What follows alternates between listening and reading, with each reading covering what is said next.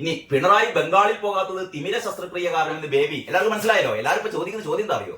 അതായത് ഇന്ത്യയിൽ ആകെപ്പാടെ ഒരൊറ്റ CPM-ന്റെ മുഖ്യമന്ത്രിയേ ഉള്ളൂ, അത് പിണറായി വിജയനാണ്. പിന്നെ കേരളത്തിൽ ഒരിടത്തും CPM-ന് ഒരു പ്രതിനിധി പോലും ഇല്ല. അപ്പോഴാണ് പശ്ചിമ ബംഗാളിൽ 34 വർഷം തുടർച്ചയായി ഭരിച്ച ബംഗാളില് തിരഞ്ഞെടുപ്പ് പ്രചാരണം നടത്താൻ യഥാർത്ഥത്തിൽ അവിടെ മുന്നിൽ നിന്ന് നടത്തേണ്ടത് പിണറായിയാണ്. ഈ പറഞ്ഞ ഫ്ലെക്സ് ബോർഡുകൾ മുഴുവൻ കൊണ്ടുപോയിട്ട് അങ്ങോട്ട് പോകേണ്ടതാണ്. ഇവിടെ 27 കോടി രൂപ ചെലവാക്കിയിട്ട് തിരുവനന്തപുരം മുതൽ കാസർഗോഡ് വരെ ആകാശങ്ങളിലേക്ക് ഉയർത്തി സ്ഥാപിച്ച ഈ ഫ്ലെക്സ് ബോർഡുകൾ ഉണ്ടല്ലോ, മറ്റാരുണ്ട് പിണറായി അല്ലാതെ? അതാണ് അതിൽ ചോദിക്കുന്നത്. LDF അല്ലാതെ എന്നാണ് ചോദിക്കുന്നത്. പക്ഷേ പിണറായിന്റെ വലിയ മുഖം വെച്ചിട്ട് ചോദിക്കുന്നത് പിണറായി അല്ലാതെ മറ്റാരുണ്ട് നിങ്ങളെ രക്ഷിക്കാൻ? പിണറായിയാണ് ദൈവം. ശരിക്കും ഈ ഹോർഡിങ്ങളെല്ലാം കൂടി ഏതെങ്കിലും ട്രെയിനിലോ അല്ലെങ്കിൽ ഏതെങ്കിലും ട്രക്കിലോ കയറ്റിയിട്ട് പശ്ചിമബംഗാൾ പോയിങ്ങാണ്ട് അവിടെ സ്ഥാപിക്കേണ്ടതായിരുന്നു. പിണറായി പോയിങ്ങാണ്ട് അവിടെ പ്രസംഗിക്കേണ്ടതായിരുന്നു.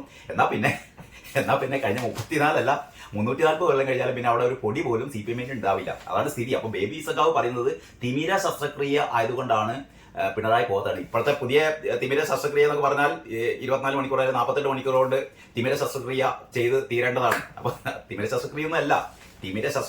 പിണറായിക്ക് അറിയാം കേരളത്തിലും പൊട്ടും ബംഗാളില് പിന്നെ കോമ്പലപ്പടക്കം പോലെ പൊട്ടും. കേരളത്തിലെ സ്ഥിതി ധർമ്മടം പോലും ഉറപ്പില്ല എന്നാണ് ഇപ്പം സഖാക്കന്മാര് വരെ പറയുന്നത്. മരുമാൻ പിന്നെ ബേപ്പൂർ എന്തായാലും തോൽക്കുന്നുള്ള ഉറപ്പിച്ച് പിണറായി ധർമ്മടത്ത് ജയിച്ചാൽ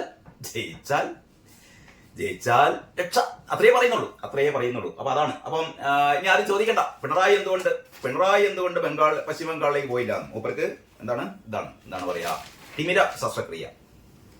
ഇനി നമ്മുടെ മുഖ്യമന്ത്രി പദത്തിന് വേണ്ടിയിട്ടുള്ള കോൺഗ്രസുകാരുടെ തർക്കം, അത് സംബന്ധിച്ചുള്ള വാർത്തയാണ്. മുഖ്യമന്ത്രി ചർച്ച, ഹൈക്കമാൻഡ് ഇടപെടണമെന്ന് മുസ്ലിം ലീഗ് എങ്ങനെയാണ് പറയുന്നത്? ഹൈക്കമാൻഡ് ഇടപെടണം.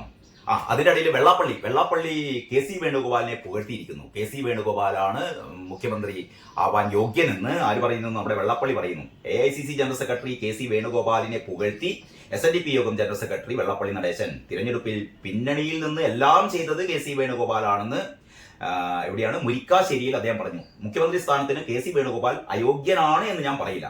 ആരാണ് യോഗ്യനെന്നും പറയില്ല. VD സതീശൻ പ്രവർത്തിച്ചത് മുഴുവൻ ടെലിവിഷനിലൂടെയാണ്. അപ്പൊ മൂപ്പര് അപ്പോഴും VD സതീശൻ ഒരു കുത്തുകുത്തിക്കണം. VD സതീശൻ എന്ന് പറഞ്ഞാൽ വെള്ളപ്പള്ളി പറയുന്നതാണ്, VD സതീശൻ മുഖ്യമന്ത്രി ആകാൻ യോഗ്യനല്ല. യോഗ്യനാരാണ്? KC വേണുഗോപാലാണ്. മാത്രമല്ല ചെന്നിത്തലക്ക് കുഴപ്പമില്ലാന്ന് കൂടി പറയുന്നുണ്ട് കേട്ടോ. അവസാനം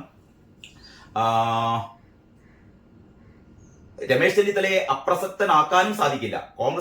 കോൺഗ്രസിന്റെ അത്യുന്നത പദവികളിൽ ഇരുന്ന പാരമ്പര്യമുള്ള നേതാവാണ് ചെന്നിത്തല, വെള്ളാപ്പള്ളി പറഞ്ഞു. അപ്പൊ വെള്ളാപ്പള്ളി ചെന്നിത്തലയാലും കുഴപ്പമില്ല, വേണുഗോപാലാണ് അർഹൻ.